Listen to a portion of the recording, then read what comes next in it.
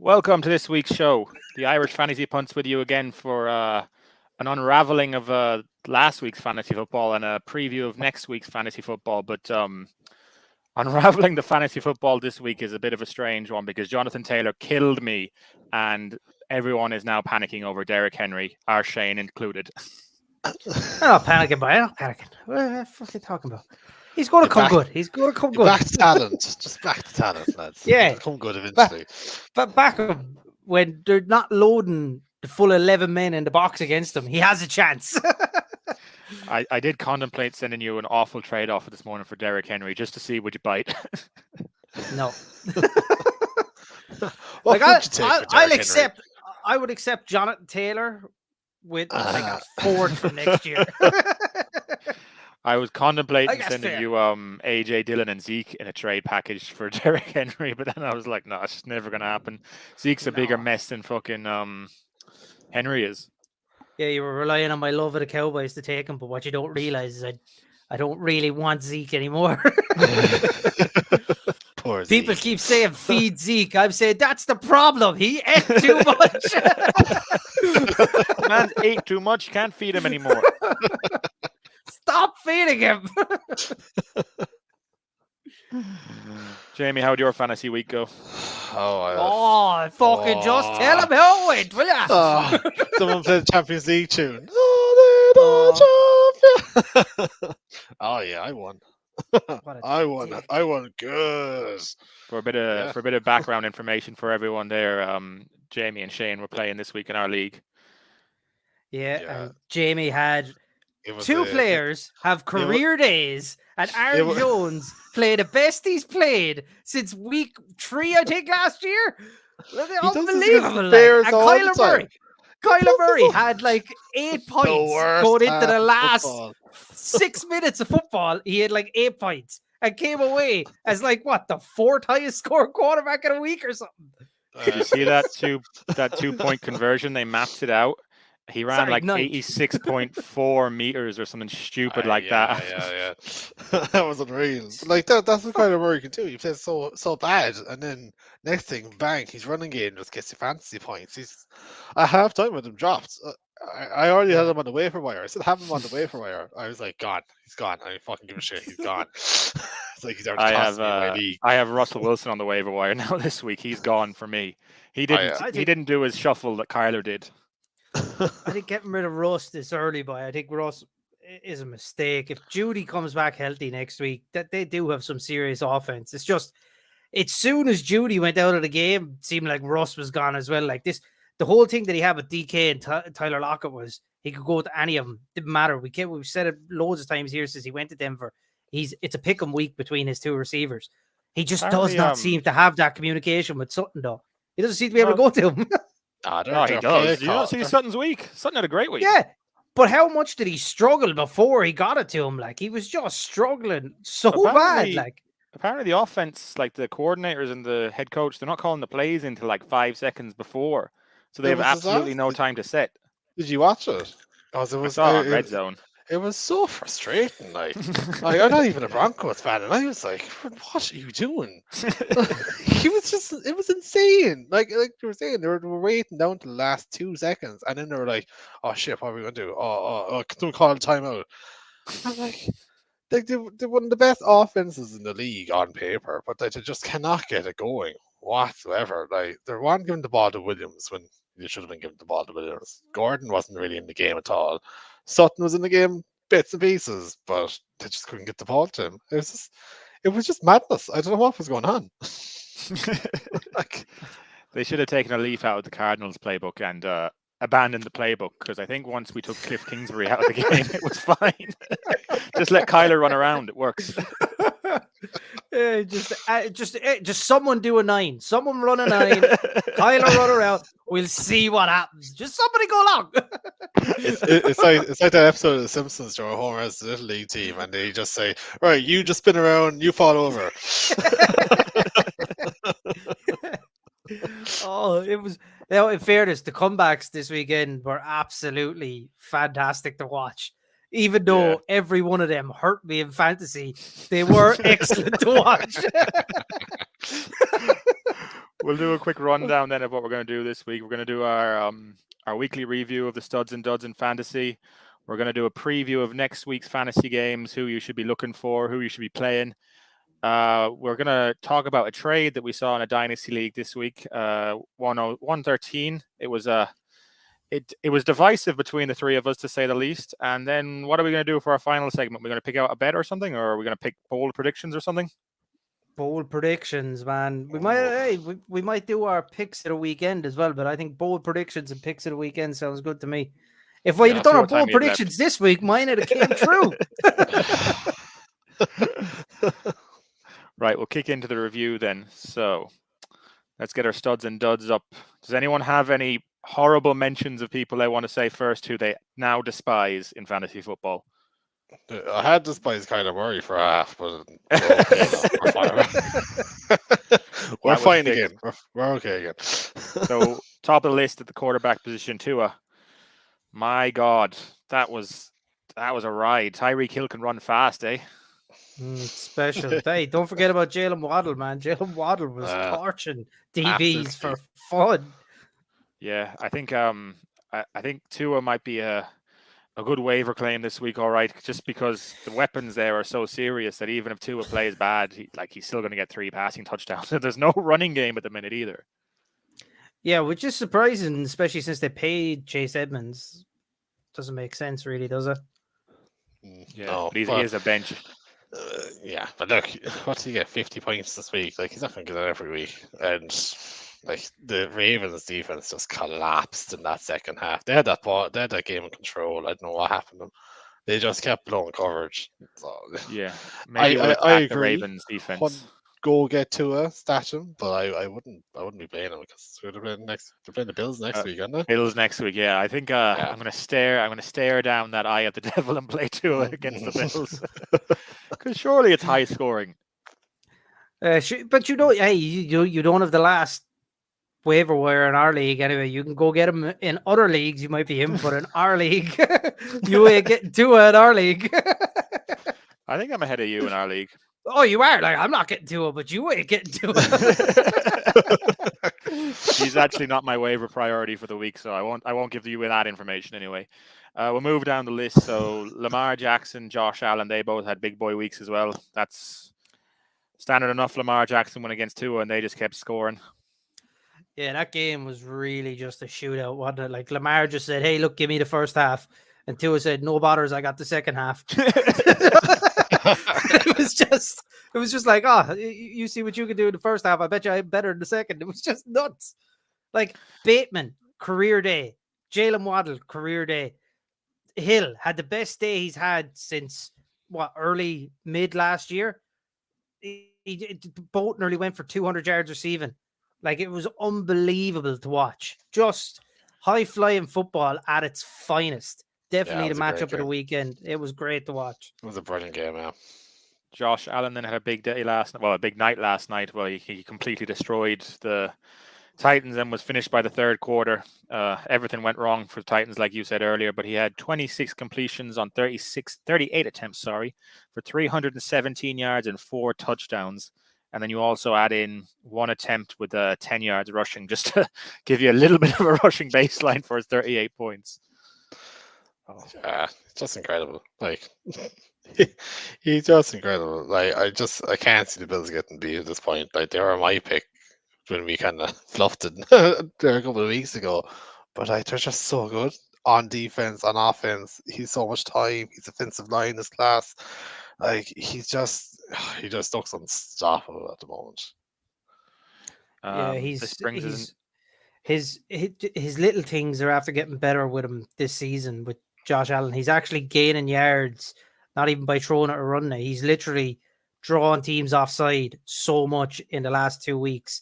It's crazy. Like, his cadence with the ball now is gone through the roof. He's turned into that top quarterback prospect that everyone wanted him to be. And I'm actually delighted for Bills Mafia. They finally have another good man in the QB1 seat.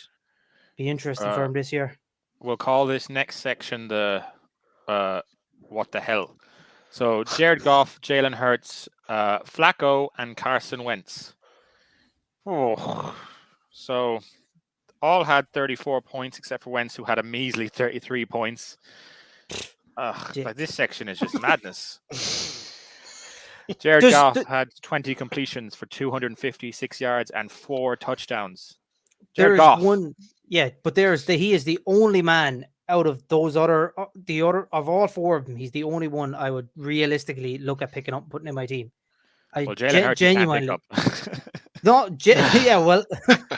Genuinely, if they're all there to be got, the only one I would be taking is Jared Goff. That offense looks like it's running so smoothly, and Jalen Hurts is shit. You have such an NFC East bias. I do not, right? Because my next bit is Carson Wentz. I wouldn't pick him up just for the injury concerns, but he's playing at that level that he was playing at in Philly when he was on course to be the MVP of the league. He seems like he's back. It's just I would advise picking him up just for the simple fact that Carson Wentz is made of glass. And Joe Flacco, let's get real. It's Joe Flacco. He's not back. Well, he's not going to be playing once in a couple of weeks anyway, so it doesn't matter what he does. So don't be picking him up. Hey, he keeps playing like that. He's definitely staying playing, but he just won't stay playing like that. But like Jalen Hurts is just your cheat code-esque like Kyler Murray. It's the exact same kind of thing. It doesn't matter how bad he plays. You're still going to get fantasy points. Like Murray wasn't good for a half this week, and he still got only 6 or 7 points lower than Hurts, who played out of his skin last night. Like it's exactly what you want in a quarterback in fantasy. Some guy who's just going to run all the fucking time. You want to run it back. Yeah, but look at the wide receiver talent in the difference. Like Jalen Hurts has serious talent outside him. Who does Kyler have at the minute? Hollywood Brown, the failed Ravens receiver. Like, come on, like. Yeah, but he did a few weeks. When he gets him back, because D-Hop's just going to make things happen. But as of now, like Jalen Hurts is making things happen with his feet, not his arm. With the talent he has out around him, he needs to be doing more with his arm. That he should be scoring 34, 35 points a week with what he has around him. I just don't see him holding up with that because people are going to put a spy on him and they're going to take him down. He's not good enough to get the ball to the good guys. Honorable mentions at the quarterback position, just a bunch of nobodies, Herbert, Murray, and Stafford. So we'll run quickly on to the next section. Running back studs. Nick Chubb, Aaron Jones. Did Jones have a good day, Shane? Or yeah, he did, Dick. Showtime. Showtime's back, baby. Tony Pollard, Harris then for the Patriots, and DeAndre Swift on his lower snap count got 16 points as well. The only really 2 big days were Chubb and Jones. The other ones were decent enough days. But is this Tony Pollard? Is that the switch now from Pollard to Zeke? I don't think it is, but it's probably just a warning sign for Zeke that it's not going to be as good.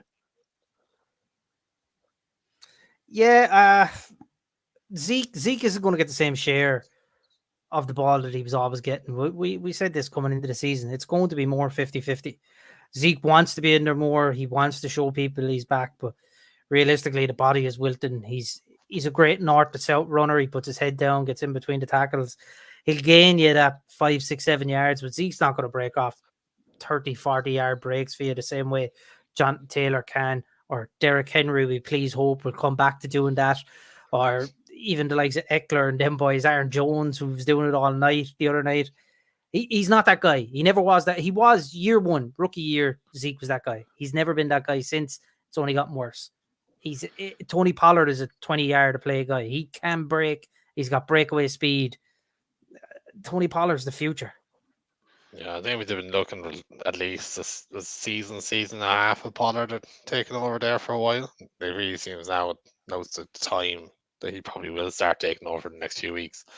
Maybe not next week, but you can see it by the end of the season that he probably will be the primary back there. The only other running back then that kind of fills out this top 10 that kind of raises my eyebrow is James Robinson, who actually had 64 rushing yards. He had the majority of the stops. He had a touchdown as well. He had 2 receptions for 14 yards. This is warning signs for Travis Etienne owner, surely. Yeah, facts. Yeah, you would think so. I didn't realize how small Etienne was. I only saw him on Red Zone there Sunday, and it's like, is this the big running back? Everyone's on him. He's fucking tiny. But like, it's great for Robinson, John, to come back from the injury, and now he's back to his best again. To be fair, because he was class last week too. He's definitely running back. Was he low round drafts? Was he? He was low enough. Robinson. Wasn't he? Yeah. Yeah, Robinson is like a wasn't- 6th round draft pick or Yeah, a 7th like round draft pick. you picked him up there, like yeah. I think he might have even gone like to 10th or 11th in some drafts. He was You were low. lucky. No, I thought Jamie meant NFL draft. Oh, okay. No, sorry, I was there. Oh, the fantasy Sorry, draft. confused. Sorry, Saz.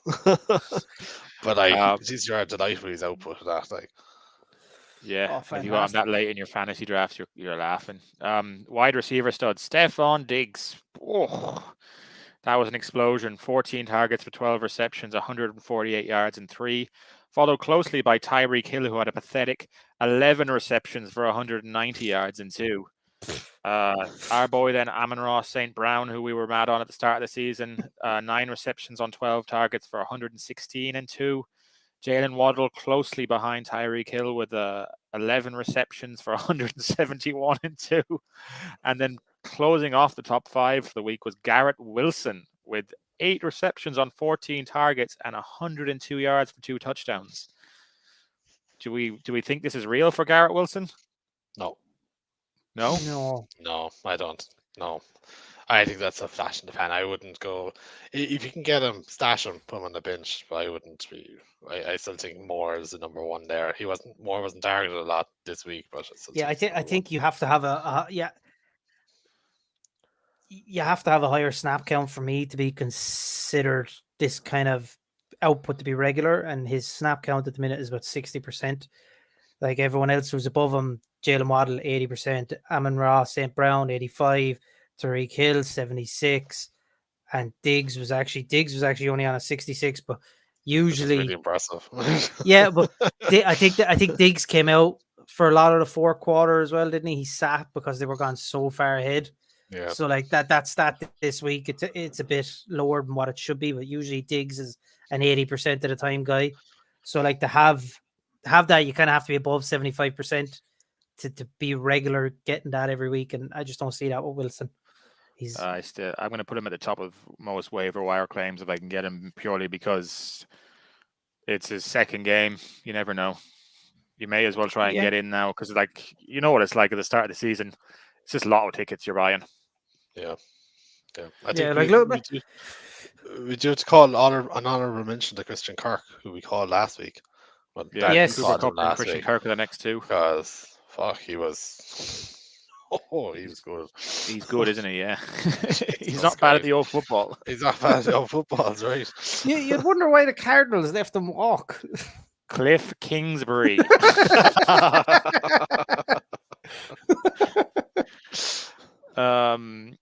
Williams and just with that, just one more thing that I get in on this. Surprise, plays a home game, scores 20 points.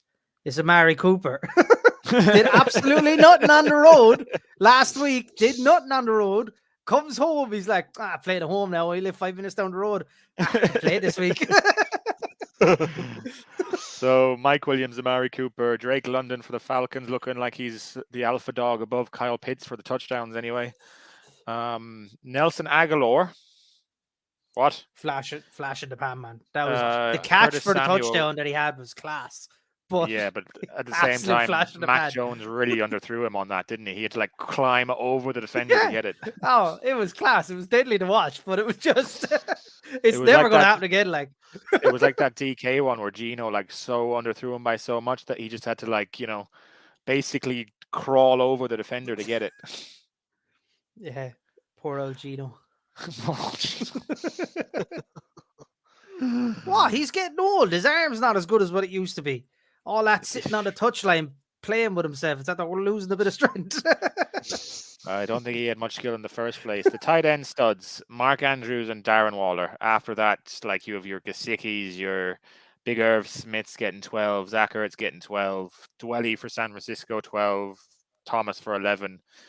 But like it's basically the same crap the whole way through the tight end position. I will highlight Tyler Higbee if you can pick him up somewhere, because I think he's going to be on a lot of waiver wires, and the Rams seem to be getting him involved. Yeah, I'd agree with him there. Yeah, Higbee will be a nice addition if you can get him. Yeah. Nice addition. That moves us on nicely then to our absolute kickers. flops, and the quarterbacks are the We're most not going annoying through ones. kickers? No, No. we're not discussing kickers. Russell Wilson, Tom Brady, Kirk Cousins all sucked. Jameis Winston, Justin Fields, Geno Smith, the General Mills, and Trey Lance. We're not going to keep Trey Lance in here. It's unfair. He did break his ankle. That's a But bit you can kind of harsh, yeah. expect the bottom five there to have flopped. But Tom Brady and Russell Wilson are the real question marks. What are you doing? I'm keeping the two of them. I think the two of them, their offenses are too good. They're too stacked. They're really good quarterbacks. Proven they're going to score you fantasy points. I'm holding. I'm putting it down to an off week. Yeah, I don't think he's drop any. You definitely won't drop him. Like, I think there's so much upside, especially with Wilson and that offense. If Judy isn't as badly hurt as we think, like that offense has enough talent in it to be really good. So I think once they get their shit together in Denver and actually start calling a couple of decent plays, then you're going to see your fantasy points up. I'm going to differ slightly. I'm going to drop Wilson and keep Tommy Boy, mainly because I don't trust that Denver offense at the minute, and I'm going to wait and see it and see if I can hit on a different quarterback in the meantime and just try and get more bench spots freed up. I don't like having two quarterbacks on my roster ever. Maybe near the end of the season. Fair. Then that will move us on to our running back flops. And I had to make sure I kept Derrick Henry in here with 9 points. Leonard Fournette with 8. Hey, that's a good week for most guys, but it's a bad week for Derrick Henry, so he does deserve to be in the flops. Leonard Fournette with 8. Kareem Hunt, you kind of Kareem Hunt, it's boom or bust. It's going to be a kind of standard week or it's going to be a massive week. Pierce for the Texans. It's a Texans running back, so I'm not too worried. Michael Carter, if you played him off the big week, he only had 8 points. AJ Dillon with 7. Cam Akers with 7. Jonathan Taylor with 7. Now, this one was frustrating because the Colts did the same thing they did the week before, where they were trying to force a passing game that isn't working without Michael Pittman. Like, at least the week before you had Pittman. This week, what are you doing? Just give it to Jonathan Taylor. Yeah, I don't know what to do with Taylor. I feel so bad for the man. Like, there's so much talent in him, and every time just give him the ball, he got he burst out there for about 22 yards at one point, and then they just didn't bother giving the ball again. Yeah, 9 carries for 54 yards. Like, why isn't he up at 20 to 30 carries? Like, it's just you'd be wondering how good is that O-line in Indy at the minute, because they can't pass protect by the looks of it. So, like, is it a thing that they're looking at it going, they can't pass protect, and they're even worse run defense? Like, so how do we do this? They're like, we just throw it. Yeah, they only gave Taylor 1 target as well, which was a bit strange. Like, you would have thought it's not his normal range. The surprise guy for me in Indianapolis at the minute is Dolan or Doolin, whatever way he says his name. He seems to be a kind of consistent target of Matt Ryan. Matt Ryan seems to kind of like him. He's a big-bodied guy on no one's rosters, really. So I think if someone is stuck for a wide receiver and you need like a low-end flex option there, he's not a bad guy to pick up now. Out of Indy, he's about the one bright light out of Indy if you're looking for a flex option. Himself and Dortch, maybe, if Dortch is still there. Dortch was all right this week. Yeah, Dortch did good, man. If you flex Dortch this week, you're happy enough. Yeah. I'm happier than me. I flexed James Conner and got 6 points. That brings us nicely to James Conner, who sucked again, but he did get injured. I'm going to scroll through this list quickly and just take out the bigger names. So Ezekiel Elliott, we've talked about the panic bells there. Chase Edmonds, the Dolphins just didn't use him. They seemed to use what you call the other guy? Mostert. Yeah, they use Mostert more, and even then they abandoned that pretty quickly as well. They realized it's faster to run through the air with Tyreek and Waddle. Yeah. And then Cordell Patterson as well had a bit of a down week with only 41 yards on 10 carries. Any of those names screaming at either you, Shane? Cordell, I wouldn't be too worried about. That Atlanta team is fairly low end anyway. Like they're vibing for the number 1 overall draft pick, I'd say, in my opinion. So he's going to be up and down. Like if you have him, I'd be holding. Zeke, yeah, I'd be seriously considering what I can get for Zeke. Like coming into the season, someone probably would have given you a first round pick. I think we probably talked about it in the offseason. He was definitely in a few trades. I think we got seconds and first for him. So that's out the window now. You're looking end of the second, maybe a third round pick for him now. His value is gone basically for me. James Conner is completely touchdown reliant from what I've seen. He doesn't seem to be his yards per carry are awful. Derrick Henry, he needs something around him. They're just trying to funnel it down. There's stacking the box with 8 men. It's impossible for him to get through. But again, he's a hold. You're not dropping Derrick Henry or trading him away. Jonathan Taylor's the same. The offense just isn't suited to him right now. But you're not going to trade Jonathan Taylor away or drop him. Like he's a cornerstone of your team. Like for me, look, it's a waiting game for a lot of these guys. And the whole AJ Dillon thing, Aaron Jones and him are just going to take turns on who's the highest point scorer of the week.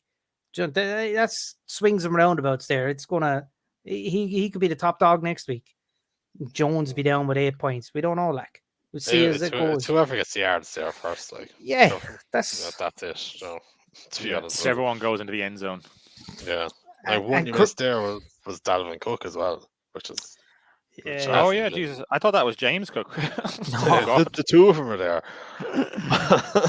but like that's massively disappointing too, especially against the Packers, who are not really good against their own at the best of times. Like, no, it wasn't the Packers. Who did they play? They played the Eagles. That was last week. Yeah, the Eagles.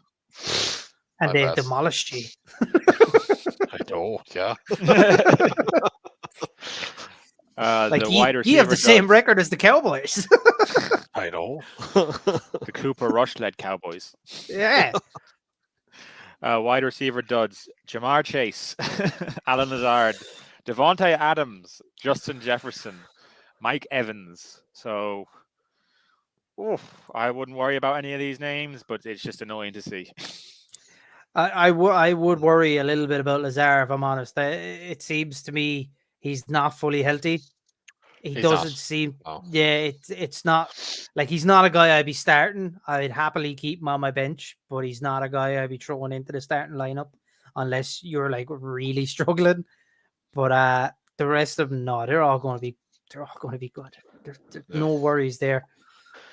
I just included DK Metcalf on the end of this list just so he feels at home. Yeah, DK is a guy I would seriously consider trading. Right now, I would be looking and saying... In redraft, you're not getting any value, though. But he was seriously unlucky this week. He had a massive catch there for a big return of like 50 or 60 yards, and it got blown back in a penalty. So, like, if you got that, like, you're thinking, what was it, 6? You're thinking about 12, 13 points, like. So, yeah, I think it was like a 50, 60 yard catch or something, wasn't it? It was mad. Yeah, it was some sort of trick play or something, wasn't it? And then it was an outrageous catch. I was watching this thing. It's like, don't blow it back. Oh. It was like a lineman went downfield. That was it. Yeah. He only went by like a yard downfield. Yeah, I think you bastard. He's never getting that word out. It's too many L's. Here, that finishes our review for the week anyway. So will we do the trade quickly in the middle of it just to break up the review and the preview? So this week's trade came from 1013, and it was a bit of a doozy. So Aaron Jones and Amon-Ra St. Brown for Jonathan Taylor, George Pickens, and a 2023 second-round pick. So I'll say it again. Aaron Jones, Amon-Ra St. Brown for Jonathan Taylor, George Pickens, and a 2022 third-round pick. Shane, you can go first. The only thing I can think of when you're doing this is there's two things. One, you're saying I'm getting Jonathan Taylor, right? That's gold. But what you have to be thinking is Aaron Jones just had the best week he's had since week 2 last year. Right? Week 2 last year, he scored 38 points. Week 2 this year, he scored 30 points. Rest of the season, Aaron Jones went slowly downhill. You have to be kind of thinking maybe it's going to be the same thing. Amon-Ra St. Brown is playing for the Lions. If Amon-Ra St. Brown is playing for about 60% of the rest of the league, and it's not Jared Goff throwing him the ball, I don't think you're trading him. So you're banking on these two guys starting to go downhill after this, and you're saying Jonathan Taylor has to come up because the passing game is so awful in Indy, and you're trading for that, and you're saying Pickens will be a nice stash, probably a wide receiver 2, maybe a 1 in a couple of seasons. That's what I'm thinking you're doing, and you're getting a second round pick out of it as well. But I'm not making the trade. I'm not getting rid of Amon-Ra and Jones for Jonathan Taylor and George Pickens. I'm just not doing it. Jamie, what side are you on? Yeah, I agree. I don't think you're making the trade, but I can see why. I see how you could make the trade. I think, like, I agree. Aaron Jones is in that split. You don't know what he could be like. He does last night with the Bears and just destroy him, but he always is up with the Bears. So I think that's just inflated points, to be quite honest about it. You could say the same thing with Jonathan Taylor last night. So that's deflated points. He's not going to do that every week. Like St. Brown, I think is a consistency. I think there's a consistency on him there in the Lions that he's going to have every single week now, and he's always going to be one of the top receivers this year. Pickens looks talented. Bad offense. You can't really judge him right now. I think the only reason you're picking him up is you're going to stash him, as Shane said, for a year or two and see what happens then. But he looks talented. I'd not really on anyone's side, to be quite honest about it, because I don't know why you would even make the trade. To be honest, I don't know what you're kind of gaining from it. Like, if you on one side you might be getting Jones but losing Taylor, and the other side like you're getting St. Brown but I suppose losing Pickens, don't mind Pickens, but like I don't know. There's obviously a need for a wide receiver, I think, this year, and that's why you probably took the trade. Like, what points are you really missing out on by taking Jones and dropping Taylor? Like, each week, what are you possibly losing out on? Maybe between kind of 4 to 10 points. And then Jones is going to have that week where he beats Jonathan Taylor. He might have a couple of them this year. The Colts keep playing where they're going. But like the years, what is it? Jones is what, 28, Jamie, is he, or 27? Something like that, yeah. Yeah, and Taylor's what, 23, 24? Like, the running back game to even get to 27 at the minute is unbelievable. But to still be playing that consistently at a high level like Jones, I don't think Jones is going to drop off for another 2 or 3 years. So I think you've got 2 or 3 years. Jonathan Taylor literally carried the Colts on his back for a year. Aaron Jones has never done that. He's never put that kind of work on his body. Jonathan Taylor does that again. We might see the end of Jonathan Taylor after that. Look what happened to Christian McCaffrey. He went over 400 touches for 2 seasons running, and he hasn't played a full season since. He looks a shadow of himself too. Yeah, guys can't do that. Like, and Jonathan Taylor could be a guy who does that. No, I don't buy that. I think if you're thinking Jonathan Taylor, you're thinking Derrick Henry sort of mold, and like Aaron Jones, I'd say 2 years and he's done. Once that contract's finished with Green Bay, like, you don't get 3 contracts as a running back. So I think you're getting younger at running back. Like, Amon-Ra is the better wide receiver there. You're taking a dice roll on Pickens becoming something. And then the second, like, to be honest, I land opposite to you guys. I prefer to have the Jonathan Taylor side of it because you're getting the stud running back. But that probably just shows how even this trade was, that we end up on different sides of it. Yeah, like, I think if you're on either side of it, I don't think you're upset. Like, you obviously made the trade for a reason, because you needed something for your team. And like, I don't think losing Taylor pretty much for Jones and St. Brown, like, I don't think that's a bad trade. So yeah, to be honest, I'd love to have Jones and St. Brown is the other side of it, you know? Like, I don't feel like if I had either side of this trade, I'd feel badly coming out of it either, you know?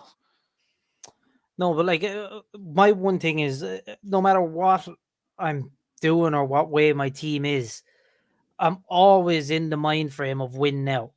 Never, ever, no matter what I do, what I'm playing, be it fantasy football or whatever, I'm always in the mind frame of how can I win now? And I think when you look at that trade, the better chance of winning now is Amon-Ra and Aaron Jones. And I think even if I have to fix that problem down the road, there will be a fix for it there to make me better when I lose Aaron Jones. Will it be Jonathan Taylor is good? No. But will Jonathan Taylor end up costing me 3-4 really good years? I don't think so. Not when I'm getting Jones and Amon-Ra for him. Like I think I have a better chance to win with Jones and Amon-Ra than what I do with Taylor by himself. And Pickens isn't doing anything at the minute.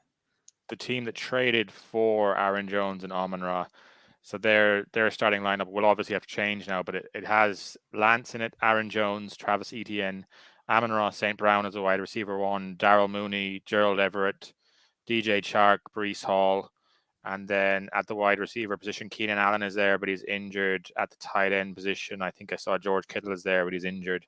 So you can see that they needed a receiver. Like that's why they've gone and gotten Amon-Ra and Aaron Jones. Yeah, I was about to say he must have like a Breece Hall or someone like that, and that's you can exactly see why he traded him away now. Yeah. You'd be happy enough to lose Taylor to go and get Aaron Jones and a wide receiver 1 there, essentially. Yeah. Need to go get a quarterback now too. Yeah. Poor Trey Lance. We didn't even get to see it. I think that could be Trey Lance's career done now. Like he's a mobile quarterback who's lost his running ability. Yeah, it's really sad. Yeah, ankles are tough to come back from. Like even, I know it's Cowboys game, but like even look at Dak. Dak was some way, shape, or form a mobile quarterback. Then got the ankle injury, and you don't really see Dak leave the pocket anywhere near as much as what he did before the injury. So for a guy like Lance, who's maybe not as accurate, it's very hard to see him coming back. And it's sad, really. Like I know I was all about Jimmy G, but look, hey, 49ers are dead right to keep him on their roster by the looks of it. Like everyone was saying, trade him away. Thank God they didn't. They'd be up shit creek without a paddle. Now, yeah, season would be over for them. No, it wouldn't. Cam Newton to come in there and fix everything. Moving swiftly on to our next week's preview for the fantasy week. We're going to start on Thursday with a Pittsburgh and Cleveland clash that has Mitch Trubisky versus Jacoby Brissett. Riveting stuff. Titanic clash. Yeah. The Thursday night football eventually had to go bad, didn't it? Like, so who are we playing? We're playing the running backs at Najee, Nick Chubb, Kareem Hunt. Yeah, usually I think what we seen a lot of last year was if Kareem Hunt had a bad game, the following week he kind of had a good game. It kind of again went to swings and roundabouts with him. Chubb is a nailed on starter, and I don't know how Najee fits because at the minute Trubisky's passing game is awful, so there's a lot of people loading the box against him. He's finding it tough. So the Steelers now, you're kind of, I don't know, you're searching for other options other than your Steeler players, trying to see what you can do to get around them because you're going to need some help in a team that has Steeler players at the minute. Trubisky's just awful. Just awful. Like, hey, for that reason alone, I don't think like you can really take those two wide receivers, whoever they're playing. Like, I think the only person you can really take there is probably Najee. And on the Brown side, you probably just take the two running backs too. Do you take Cooper? Probably not, unless they're really, really stuck. It's maybe a flex. Amari. Yeah. He's a home, man. He's going to get a 20-point week. He's a home. I tell you, the 2 year laughing. I watched him for, 3 years at the Cowboys. When he plays at home, he scores 20 points. I also had him in my fantasy team up till this year. He's going to score 20 points. I might put Deontay in as a flex consideration as well. Like he seems to be kind of stable with Mitch, but like only if I'm like favored to win the match. There's no boom or bust. There's no boom there. Like, no. New Orleans at Carolina. This is the first Sunday game we have. Jameis Winston versus Baker Mayfield. Neither of those will be in your starting lineup. Hopefully, Alvin Kamara is back for New Orleans. But New Orleans is probably just Kamara, Mike Thomas. Are we looking at Olave as a flex at this stage, or are we going to wait another week? I'm waiting anyway. I'm waiting. Yeah, Yeah, I don't think he's there yet, but he does look like he's getting more and more every week. And the other side then is sorry, go on. Targets, but he's getting targets, but he's too many drops. Hands aren't good enough for me. Olave looks like a receiver who needs 7-8 games at this level before he's going to start performing. And I think he won't. I don't think he put out Amon-Ra numbers, but I think he'll end up the way Amon-Ra did. Like he'll just get better as the season is coming to an end. I think if they can get into the playoffs, I think it might be really good for him this year. He could show us some big numbers then, like. And then DJ Moore, you're probably putting him as a wide receiver too, and turning away and not looking at the game because it's not been pretty so far. Christian McCaffrey straight in though, right? And you have to. If you got McCaffrey, you're going to play McCaffrey. Like, you're never going to not play McCaffrey. I think Moore's coming back into a guy that you could play. Maybe not against the Saints this week. I think the defense is probably a bit too good there. But he's definitely a guy that if he's available, you could try and pick up. But you're looking for another kind of option other than Moore, though. You're going to be looking what you might be playing your Brandon Cooks over your DJ Moores. Brandon Cooks against Chicago. You would, yeah.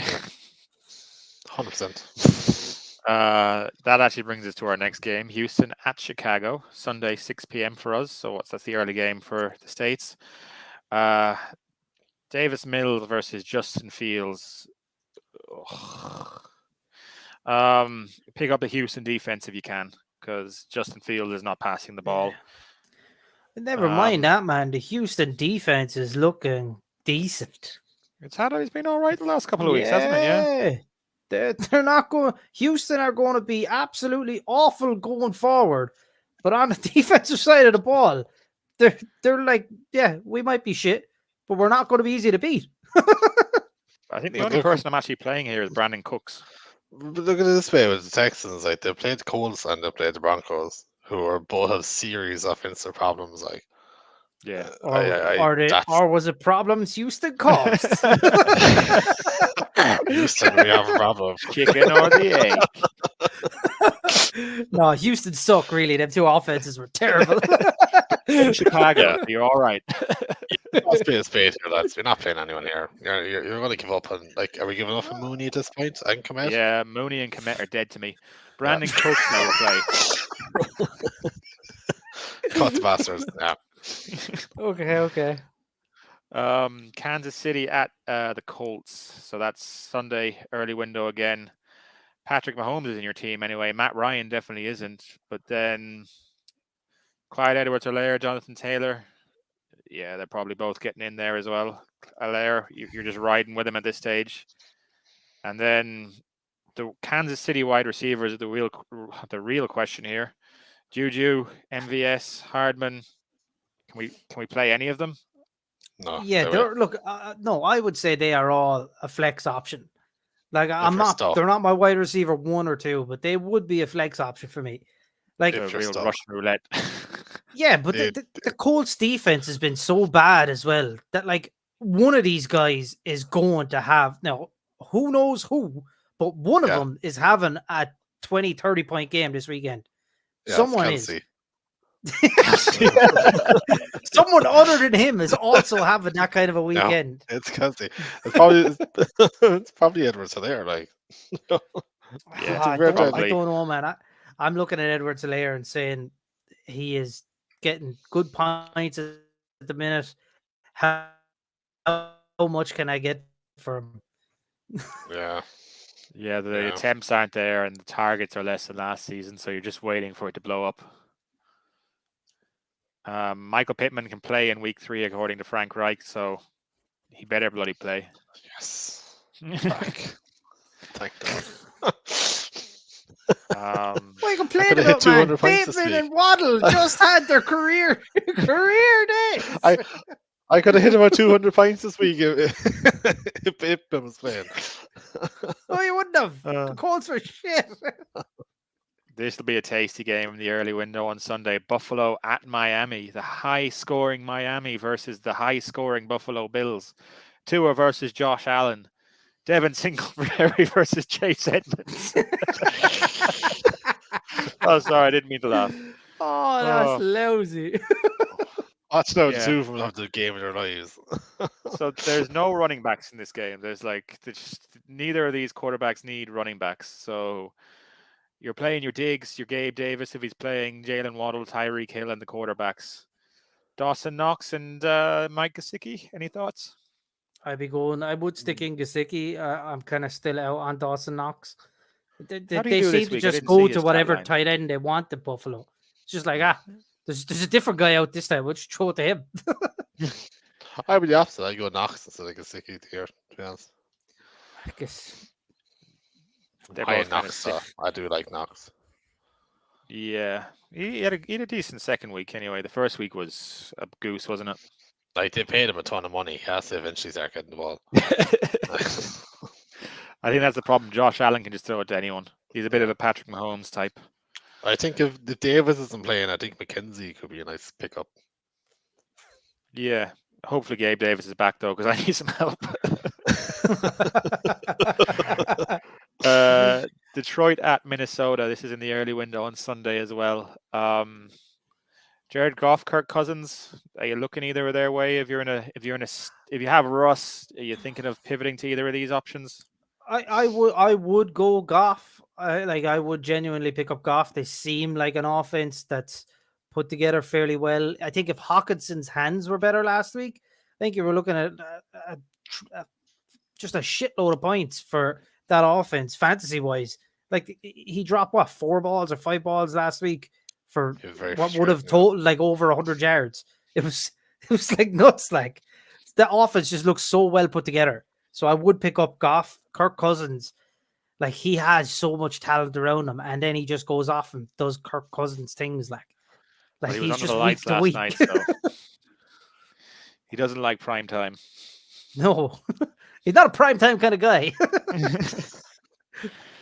The running backs, Swift, Williams. Like that's kind of what it is. You kind of know there. You might put Williams in as a flex. You're playing Swift anyway. Like I put Williams in if I was really stuck, but like it'd have to be like a break glass sort of situation for me. Yeah, I'd agree. Yeah, I wouldn't be too up on Williams at the minute. Dalvin Cooks, you're stuck. You have to play him. You have to ride it out and just hope. At least he's not injured. Yeah. Always look at the bright side. Always look at the bright side. Amon-Ra, he's in your lineup anyway. We love a bit of Amon-Ra. Justin Jefferson, yeah, you're not going to bench him. Thielen, what are you thinking with Thielen? Like he's not blowing it up, is he? He had 5 points in half PPR the first week, 7 points in the last night. So you're like I'd be benching him at this stage and looking for different options. I would be saying the same again. Yeah, I'd be echoing unless that. Unless you're stuck for like a flex option, which could be, then you could play him. But other than that, I don't think you're putting them into your main wide receiver slots. Adam Thielen or Brandon Cooks? Everything's Brandon Cooks related. Why? Why is the obsession with Brandon Cooks? He loves Brandon Cooks. You know this. Yeah. Look, I'm going to stick with Thielen just for the simple fact that I don't think Mills is a quarterback. I think he's just like a tight end who just got put there. Thielen or Juju? Juju at the minute. I think with the matchup at the weekend, Juju. Yeah, but you don't know if he's going to get the ball. Like I don't care. All right, then. We're on to tight ends. Then Irv Smith seems to be a decent play at tight end, so you're probably going to lock him in. TJ Hawkinson is sucking all over the place, but you're probably stuck with him at this stage because who else are you going to play? I am. TJ will come good. TJ will come good. I have no doubt that Hawkinson is going to come good before the season finishes. He's going to have 2 or 3 big weeks. Yeah, he's a top tight end. Like that's why you picked him so high, because he's that good. He has the talent. Like the show was in. He dropped a lot of balls there last week, which is kind of not him. But like, if he caught those, you're looking at a completely different story. I can't wait for this week to be over so that we'll have some like good stats on all these defenses, and we'll be able to start targeting like the defense that's bad at tight end or the defense that's bad at running back. Yeah, it'll be a bit nicer. Then when we lose our bets, we can be furious because we actually had stats behind them. Um, Baltimore at New England. Like Baltimore are starting to show themselves as a weak passing defense. Like they've been blown up twice now. Are we thinking a sneaky Aguilar play? No, No. no, we're not. No, nobody is thinking that. Even Aguilar is at home going, probably not going to score this week. Lamar if- Jackson's in your lineup no matter what. Mac Jones is probably not anywhere near it. J.K. Dobbins might come back this week. That might be nice, but I don't know if you can play him against the New England defense coming off an injury when you haven't really seen him yet. No. No, he'd probably be on a limited snap count as well. He's like Dobbins. Now, if you have Dobbins this year, you're really just hoping kind of for like week 8 before he starts scoring any serious fantasy points. Other than that, I don't foreseeably see him jumping into a lineup straight away as an RB1, 2 or flex. Are you playing Damian Harris off the good week? I think he could get into your running back 2 position if you're stuck. No. I would. Yeah, if I'm limited on running backs, RB2, if I have 2 decent guys who I know are going to get me 10, 15 points, he's worth a shout at flex. Like he's Baltimore. He's not that guy though. That's like he's still on the 50-50 with Stevenson, like, and they're both just sucking sucking the life out of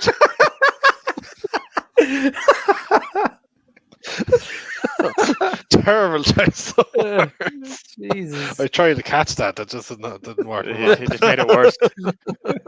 The tight ends, and you're playing Mark Andrews, and you're not playing any of the Patriots ones because no, I'm not. For me, they are big surprises in the tight end game this year. It's just because they don't have any.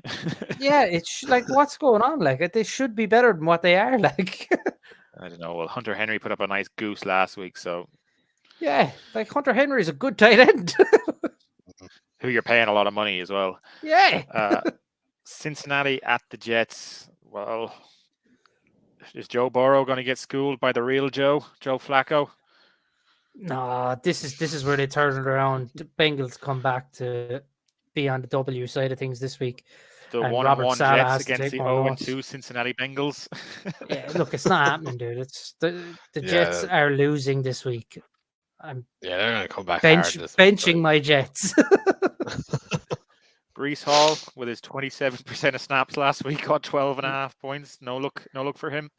No, Brees Hall shouldn't even be in a starting lineup with 27% of snaps. It shouldn't be happening. Shouldn't be in there. Nope. Carter had 61% of the snaps. Only scored 7.5 points. You know who you're playing here. You're playing Chase, Higgins, Mixon. I might bench Burrow. They need to give the Bengals need to give Mixon the ball more. He is so dynamic on the ball. Dude could be 20 plus every week if they just give him the ball more. Forget about this big passing attack they had last year. You're not as good. The O-line isn't holding up as well. Just run the ball. Play action. Yeah, run the ball. You have a good enough running back to run the ball. Play action off of it and get Jamar Chase and T. Higgins, 2 guys who can burn guys down the field, and make all fantasy owners who have them happy because they will score more points that way. Las Vegas at Tennessee, 0-2 teams going at it on Sunday. Derrick Carr and Ryan Tannehill. I probably play Carr. Tannehill, you've been cut at this stage by a mile, I would imagine. What do you two think? Yeah. Definitely. If Tannehill was a dog, he'd be put down. Would you play Derrick Carr or Joe Burrow? I'd go Joe Burrow over him, man. Yeah, there's too many. He has too many options around him. Like, yeah. Derek Carr or Tua against the Bills?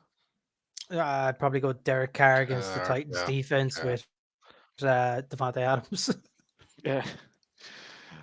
Josh Jacobs at running back. Probably not going to play him at all because I just don't want to. He's not been good, like.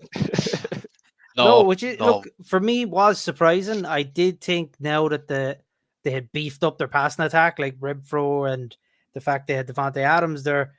I thought now it's going to open up running lanes. Josh Jacobs is going to get a lot more chances to be really good, and so far he has not been good.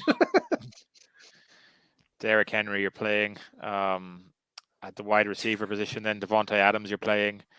Hunter Renfro is probably going to be in concussion protocol after Isaiah Simmons absolutely smacked him. Smacked him. That was some hit. It was an awful hit. Yeah, it was great. Poor fella. Robert Woods, I'd rather die than play Robert Woods. Yeah, I'm still waiting Yeah. for Traylon Burks to break out here. I really, really thought they'd start targeting him more. Just give him a 9 route. Just tell him, hey, look, just run down the field. Just run. They might Tannehill put will him- find you eventually. Like you said earlier, though, he's been playing on like limited snaps, so maybe if he gets up to 60, he might explode. Yeah, he needs more time. They need more help on offense. They have a guy there that they drafted to help them on offense. Use him. Like Kyle Phillip wasn't the guy we thought he was going to be last week. Anyway, he got -2 No. points this week. Yeah, Got injured as So well, you're didn't not, he? you're not picking him up. it was not good. And then Austin Hooper, no thank you. Darren Waller, yep, slap Waller right in there. He'll do the job for Yeah. you. Waller is dangerous.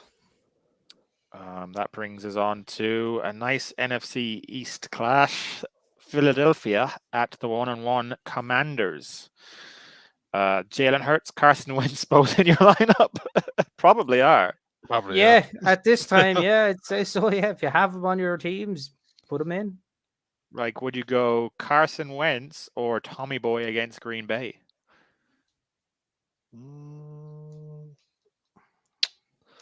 That's a Probably hard one. Carson Woods. to be Yeah, honest. Yeah. at the minute, yeah, I'd say Carson just because it looks like the Tampa Bay Buccaneers aren't going to have a receiver. Yeah. Carson Wentz or Jimmy G against the Broncos? Jimmy G.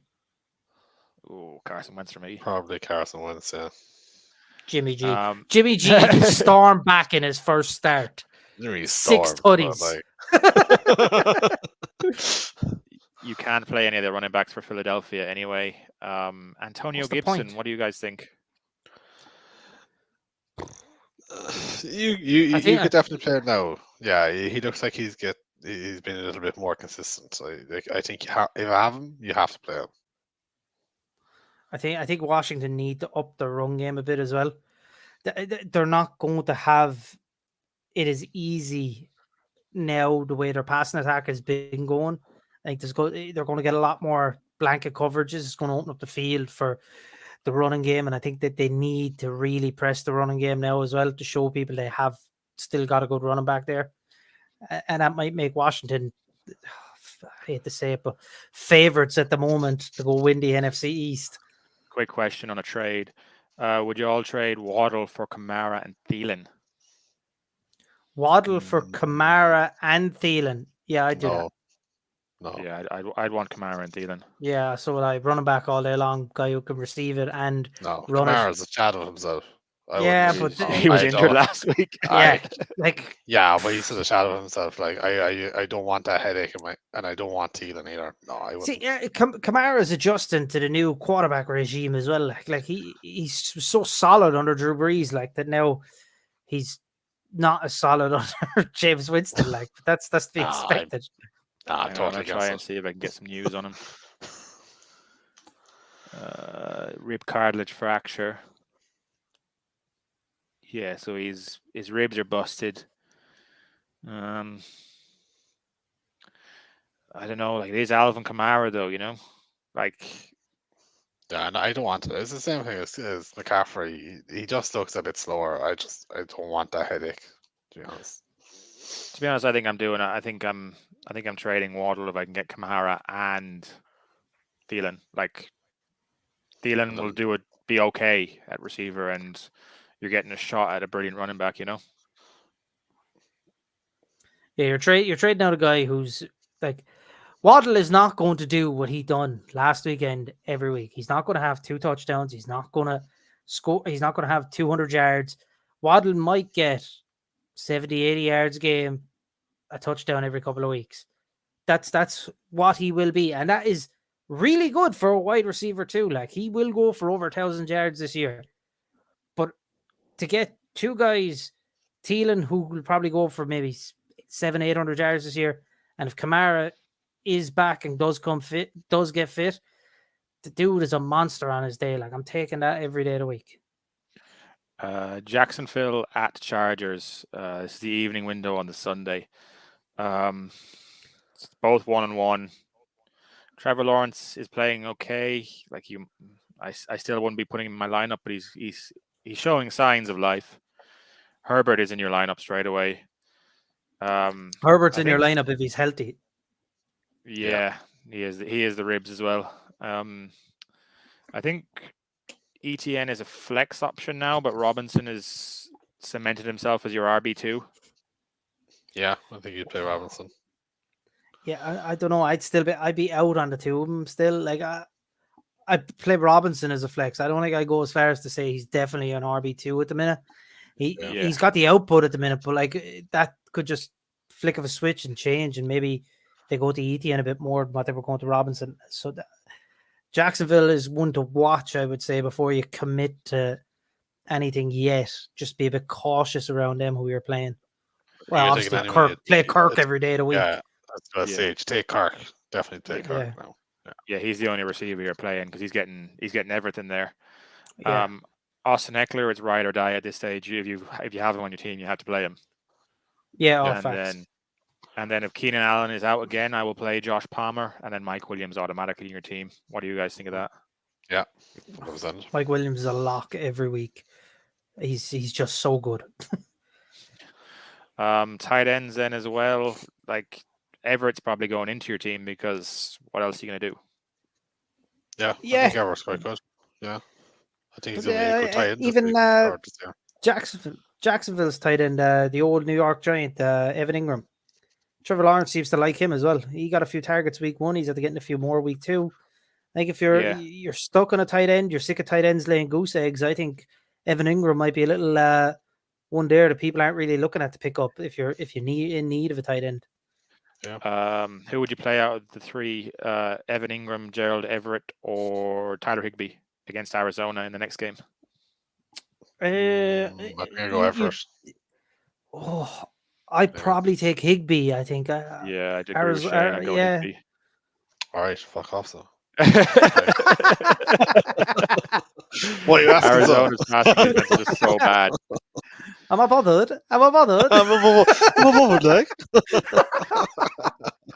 The Rams 1-1 going to Arizona 1-1. You are not the same team. Just because you have the same record, you're not of the same caliber. All right? Jesus Christ. Yeah, don't be just giving out records thinking, we are the same. They're no better than us. Stafford is a must start this week. If you have him, he goes in above every other quarterback this week, I would say. Mainly because Arizona can't defend the pass. And Cooper Kupp. Yeah, Cooper Kupp. Or you're starting him anyway. Henderson Akers, this is a bit of an interesting split now. It's kind of gone 50-50. No, so going to go Henderson. Not go 50-50. What did Akers have last week? Akers had less 44. than Henderson. It was 56-44. Not 50-50. And it didn't look 50-50 either. Right? The output was about the same. I'd play either of them in a flex. I wouldn't be too worried. James Conner, we'll see how the injury goes. Mm-hmm. Yeah, I actually have James Conner in my team and Henderson, and I can tell you now I have dropped Connors for Henderson. Oh, interesting. Allen Robinson, he's earned your trust again. Cooper Kupp is automatic, and Hollywood, yeah, he's in your wide receiver 2 spot anyway. Yep. Is he? Well, unless you want to put Greg Dortch in there. Yeah, Greg Dortch all day, man. Greg Dortch. Greg Dortch. The Dortch. Dortchmeister. He's earned our respect at this point. Yeah. 2 games. That's all it takes. We're easy. The memory of fish. DeAndre, who? Atlanta at Seattle. 0-2 Atlanta. 1-1 Seattle. So, Yeah, nothing. Just well, Patterson, I suppose, and Drake London. Who was the quarterback that Atlanta drafted again? Ritter.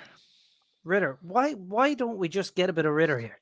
Like, Mariota is awful. They He's do need to not get. alright. They So do need to get bad. the first pick. Like they have to wait until they have the first pick before they can put him in. Mariota hasn't been awful the last 2 weeks, to be fair to him. Like, he's been You're okay. probably going to have to play Kyle Bad. Pitts as well. Yeah. Like if Yeah, you like, draft look, if you Pitts, exactly draft the Pitts, you're playing him.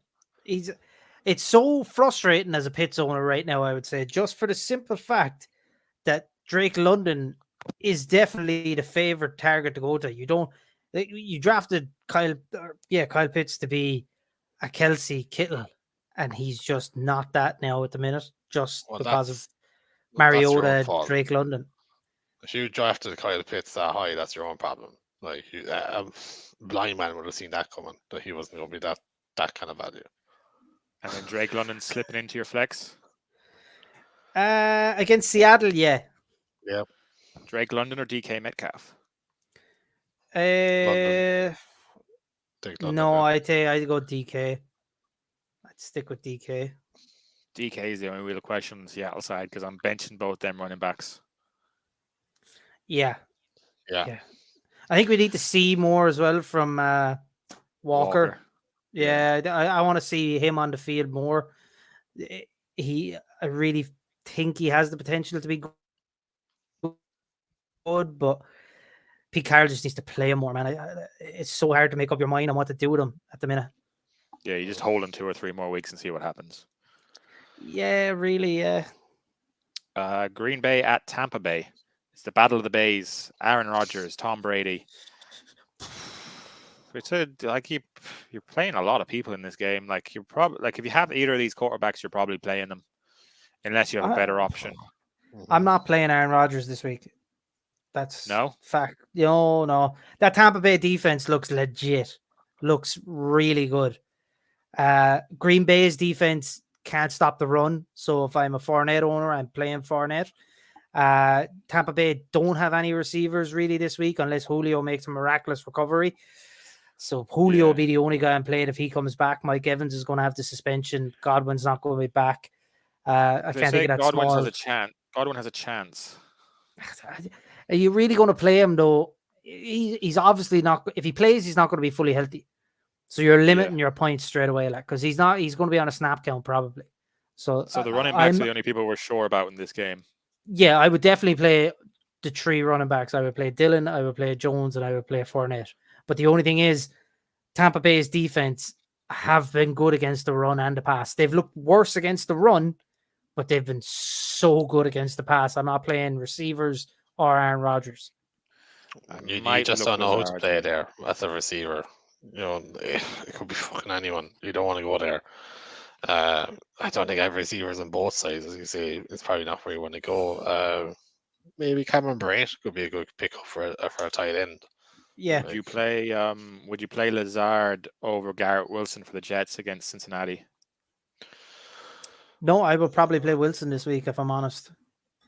I don't know. I think Wilson is less of a risk than Lazard. Lazard clearly isn't healthy, and he's playing the best pass defense in the league so far. Lazard I'm not playing Thielen Lazard against Lions. Again, Thielen. I'm just not. I'm going with the healthier option. That's all I'm doing. And he's not playing the. Yes, the question answered. So then with Julio, it's just about the health. If Julio's okay to go, you'll probably play him. Well, I think like again, that's another. I'm just not in the habit of playing guys who are definitely injured going into a game. Russell Gage, that's your pickup if you want someone. Yes, that is a great shout. We got a. Or what's the other another guy? question in? The other guy, Watson. Perryman. Brashad Perryman, yeah. He scored at the weekend. Yeah. I've got another trade question. Dalvin Cook, Devontae Adams, and Antonio Gibson for Jamar Chase, Keenan. I assume that Keenan Allen and James Robinson full PPR. So Dalvin Cook, Devontae Adams, and Gibson for Jamar Chase, Keenan Allen, and James Robinson. Oh, I am that's so taking difficult. Jamar Chase, Keenan Allen, and Robinson all day, every day. All day, every day, I'm taking them. Jamar Yeah, Chase I think is you're right. sophomore year. He's going to be the next Devontae Adams. He's like but he just Devontae goes- Adams is in this on the other side. Yeah, I know. but that's Devontae Adams is on the way down. His star is declining. Jamar Chase is rising. Keenan Allen's got solid 2-3 years left, and James Robinson, look, he's tradable. If anything, you can get something for James Robinson if he turns back into old James Robinson of not really playing as much, or not playing as much as what we thought he was going to play for Travis Etienne. It is a great trade though. Like Keenan Allen in Fantastic. PPR is very strong. Like Jamar Beast. Chase is a great player. Ballsy Robinson, trades, like yeah. nicely done, lads. The other side of this is Dalvin Cook is a massive injury risk. Yeah, this Antonio is redraft Gibson, though. It's not dynasty is the only thing. So yeah, it I would is- still yeah. I'd stick with what I'm saying. James Robinson's putting out solid points so far. Keenan, when he comes back, if you're playing PPR, full PPR with JR, Keenan Allen is a PPR beast, and Jamar Chase will be the same. Devontae Adams, yeah, solid points, but Dalvin Cook, that's the big question. For me, Cook's had 2 healthy seasons. Before that, he had 3 seasons of been injured every second day of the week. Yeah, I'm just trying to find what's the news on Keenan Allen as well. To see is he back this week? It was a hamstring or something he did, wasn't it? Yeah, I don't hamstring, think he is. No, I wouldn't say I think so. I think he's It still just out. says he's ruled out for last week, but if it's a hamstring, they're kind of annoying as well. Like they just linger those injuries. Yeah, so you guys are going the Jamar Chase side anyway. Yeah, I think Chase is just Yeah. Chase Chase for too me good. is it's him and Cooper Kupp for who's going to be number 1 receiver. Maybe Amon-Ra throws up another week like he did the past 2 weeks. I'll throw Amon-Ra in there as well. But Sorry, we've moved past the Tampa Bay game. San Francisco at Denver, 1-1 both. I'm benching Russell Wilson. We've talked about that. I'm cutting him if I have any struggles at all to fill a roster spot. Jimmy Garoppolo, you can look at him in a pinch. I'd say here as well if you have no options. Yeah. The Denver side's so difficult. Like you have to play Javonte if you have him. You're probably benching Melvin Gordon, and then Sutton you're playing just because of the volume. yeah, well, Sutton, you're definitely playing for the volume if Judy isn't back. Do you know, even at that, you're still playing him, but you'd like to have a wide receiver 1 above him. Yeah. Debo is in your lineup automatically. Jeff Wilson has made his way into your lineup as a flex play, I'd imagine. Yeah, Yeah. solid, yeah. And hopefully we get George Kittle back. If not, are you looking Dwelly's way, or are you seeing Dwelly as a flash in the pan last week? No, I wouldn't. I don't think unless you're desperate for a tight end, I don't think you need him. Yeah, I would agree. I think with Garoppolo back, though, I think that kind of brings Ayuk back into frame there because more of a passing quarterback. I think you can now look at Samuel and Ayuk there. And that brings us nicely then to the last game of the week, Shane. It's your boys, Dallas at the Giants in an NFC East showdown of the 1-1 Dallas Cowboys versus the 2-0 New York Giants. Daniel Jones versus Cooper Rush. Yeah, look, the Giants, it'll depend on what they do with Saquon. That Dallas defense is serious. They need to start taking the ball away again, but their front 7 is just, they're brilliant. The Micah Parsons problem that everyone is having at the minute. So for me, I think out of Dallas's lineup, I like Noah Brown. I really think he's going to go under the radar. Him and Cooper Rush. they would have played on the second team a lot together, like in practice and everything. That they have a really good relationship. I think as long as Yeah. Cooper Rush is there, I think if you're in a pinch at the minute, like if you've Keenan Allen out injured and you're looking for a guy to come in and play flex for you, I think Noah Brown is a great shout at the minute. He's going to be targeted a lot. I'd have to be very desperate for that. Like I'd have to. Yeah, look, I'd have agree. to have Brandon Cooks with one leg. But I genuinely do think Noah Brown will get 10 plus points this week again. I think he's going to go that way now for the next couple of weeks till Dak is back. Maybe Yeah, pick him up Gallup, on well, waivers and chuck him on your bench. Yeah, that's it. Like he'd be handy to have there. Now you're probably going to drop him when Gallup comes back in anyway. But Gallup, I don't think Gallup's due to return to like week 6 or something like that. So we'll see. From the New York Giants point of view, Shepard is out there. I think in most leagues to be got. Seems like he had a solid week, 2 weeks even. Yeah, I have a You know, waiver he's claim on not a him bad because pickup. Golladay cleaned out his locker. Yeah, so there you go. Yep. But yeah, like Kadarius Toney, what are we saying on him at the minute? Like I'm saying, I'm getting rid of him. Dable won't play him. Dable doesn't like him. Yeah, I'm ditching him. 38% of snaps, 3 targets. No. The only one you're probably playing this whole matchup is probably Barkley. Yeah, Maybe realistically. Yeah, Tony that's Pollard even at a a push. flex. Yeah. And I'm sticking with my guns here. Like I really genuinely believe Noah Brown is a low end flex option. I really believe he's going to hit 10 points this weekend. If you Yeah, no, I need 10 agree with points that. out of I think someone, that- I think Noah Brown. I think that's a good shout. Yeah. I do think that's a good shout. Schultz is questionable. We don't know whether he's going to play. It gives even more targets to Noah Brown because they play him in that tight end lineup when they spread wide anyway. Okay. Well, that's the week summed up then. We went way over time. We went 116, so it's going to be a quick goodbye. We'll put our bold takes up on Twitter. Jamie will do a nice graphic for us. We have one more question. One last question. Start Tyler Lockett, Allen Robinson, or Jerry Jeudy. Well, Jeudy, I doubt Judy's going to play. Allen Robinson against the Cardinals, and then Tyler Lockett. I don't care who Tyler Lockett's playing against because Geno Smith. So Allen Robinson's the answer. If Jeudy does come back in and is healthy, I'm playing Jeudy, but Allen Robinson at the minute, yeah. Yeah, I go Allen Robinson all day. Yeah, it's Robinson. And then some guy here says he has 2 offers for CEH, and I assume he's typing them out. So we'll hang on and we'll see. Breece Hall and Pollard, and the other is Patterson and Akers.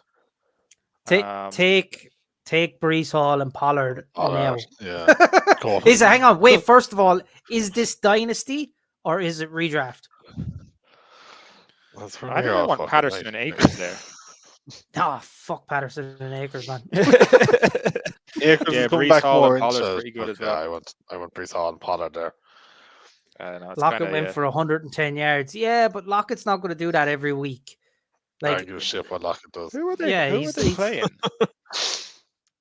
Are they playing Denver, are they? Who? Seattle? No, they're playing Atlanta. Atlanta. Redraft. It's redraft for the Breece Hall, Pollard one, or Patterson Akers. Look, if it's redraft, I'm not taking Akers. No way. I'm not taking Akers. No, he's going to take over eventually. He's not. It's going. That will end up 50-50. He's not. If it's redraft, it's probably go past the Akers.